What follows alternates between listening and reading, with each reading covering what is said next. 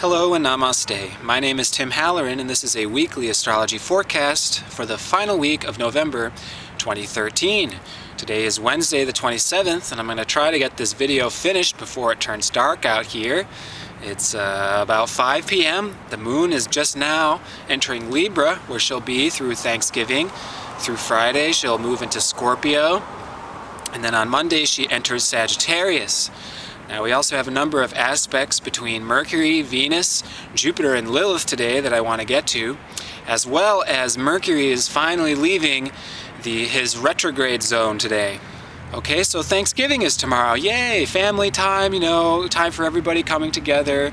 The moon's going to be in lighthearted, lovely Libra, which is nice, The airways will be open, we'll be able to have nice conversations and be lighthearted and merry, at least on the surface, so it's looking like a good Thanksgiving. So for those of us who are deeply, deeply tuned in with the water waves, with the emotions and with the feelings, you might be able to pick up more of what is going on beneath the surface tomorrow. So conversations and everything, everything is lovely. Thanksgiving is wonderful. But whenever we get with family, as Ram Dass says, if you really want to know your spiritual work, hang out with your family for a few days, right? So we have Venus. She's now moving retrograde through Capricorn. And what she is she's trying to get serious with relationships right now. So, she's starting to move retrograde. She's going to be in Capricorn for quite a while. And it's like we're becoming dedicated with our relationships. It's like I truly love you, and now it's like let's get our assets put together. If you know people with Venus and Capricorn, a nice date night for them could be sitting at opposite ends of the den and working. So it's about getting work done. And in this day and age, relationships are complicated and there is a lot of work involved, There is like paperwork to sign and, bank accounts to exchange, and when it comes to getting a family started, it's just not as simple as it used to be when you all lived in a hut and had to go pick berries. So this Venus is now in an opposition to Lilith, who is with Jupiter in Cancer. So we have this Capricorn Cancer opposition and duality happening beneath the surface, and this is sort of like the hard cold masculine and the soft warm feminine. And then Mercury is thrown in the mix, being sextile to Venus and forming a trine to this Jupiter Lilith. So what does this all mean? Is we've got this inner duality and this friction, and it's like the analogy I'm going to use is the family sitting at the long dining room table, and the Venus Capricorn is like Uncle Bert and his wife Margaret. It's on to his third wife, and we don't want to like bring up the past relationships, and then we got our cousins, all of the 3 kids and their parents, and be sure not to talk about our family cruise that we went on, because they're all really wanting to do that, but they just don't have their assets together yet. And don't you dare mention anything about the Republican Party, because that's just going to stir up all this stuff, and it's like it's complicated and it's cold and it's restricted, And then on the opposite end we have Jupiter and Lilith, which is just like, I just want everyone to be happy. I care about everybody. I care about my family. I have empathy for my family, and I just want everyone to be happy. I want us to all hold hands around the Christmas tree and sing Yahoo Doris, Yahoo Doris. And it's just not that simple. And it's like this Lilith, who's the repressed feminine, she can almost take it upon herself. She can feel responsible for everybody else's happiness, and it's like the natural thing for this Jupiter Lilith to do is to shut down, like close off. Like, I don't want to express my feelings because I just want everyone to be having a good time, And this can be this sort of underlying tension, like we're all trying to have a good time, but I'm, how it goes. But let's look at it. First of all, we have Mercury leaving his retrograde zone finally today. He's been in this retrograde zone in Scorpio for nearly 2 months. He entered October 1st and he leaves today. So really quickly leaving this retrograde zone, it's like the last 2 months can be summary studied right now.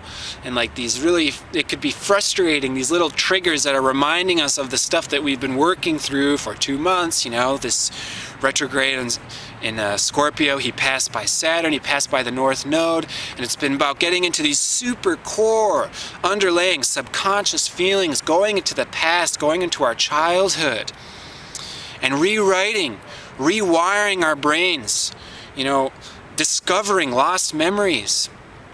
And why have we been doing this? It's what's leading us into this next week. It's what's leading us into the month of December. You know, Wednesday, Mercury's going to be out of Scorpio. He moves into Sagittarius, and we have Jupiter in trine to Saturn.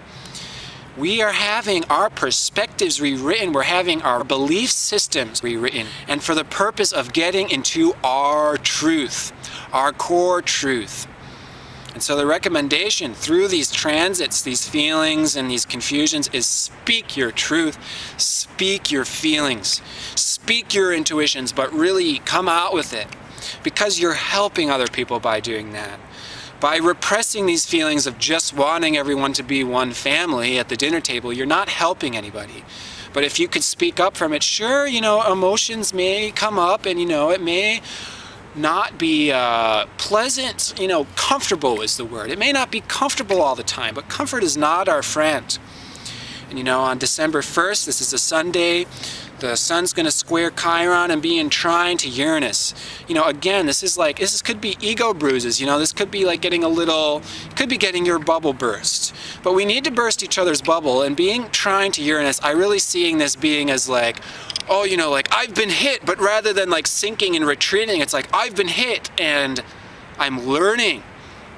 Like, this is evolution. Like, sure, it feels uncomfortable, but I know that this is causing me to evolve. You know, we're in tune with this evolutionary process. We can really see, you know, our intuition is really strong right now, and it's saying, oh yeah, this is all really good, actually. So be in tune with that, you know?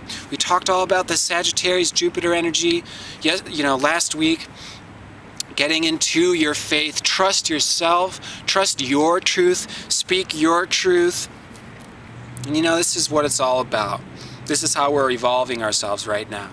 So we have a new moon on Monday, 7:22 p.m., December 2nd. This is the rebirth of our wisdom. This is the rebirth of our perspective, of our religion, of our belief system.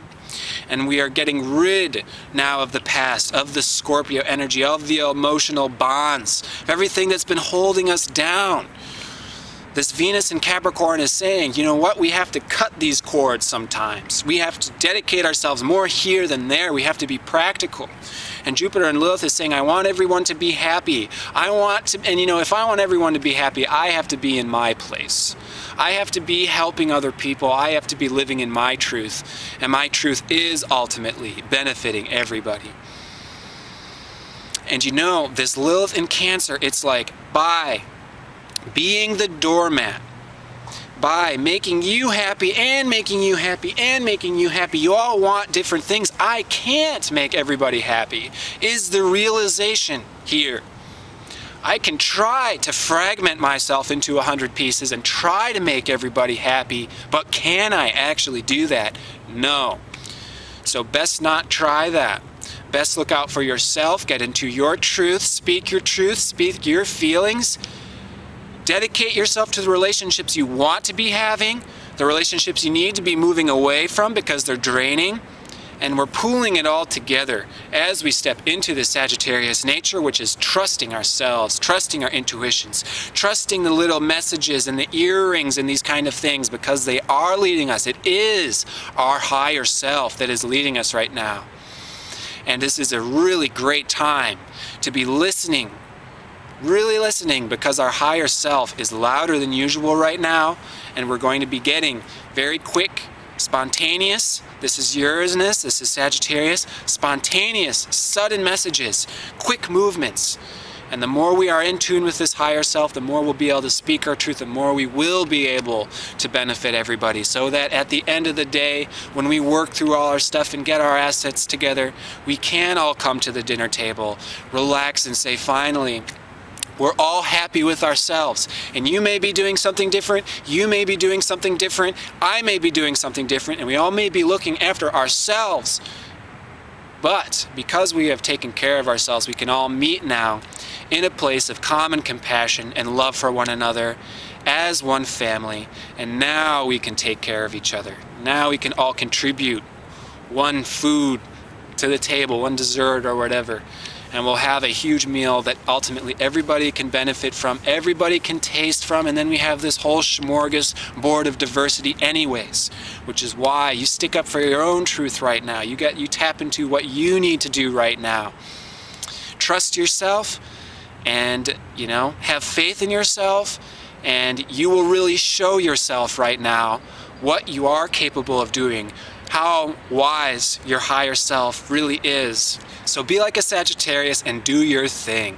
Have fun, enjoy, be social, be crazy, be adventurous. There's so much learning that is happening right now. There's very little you can do to really not learn, to not grow.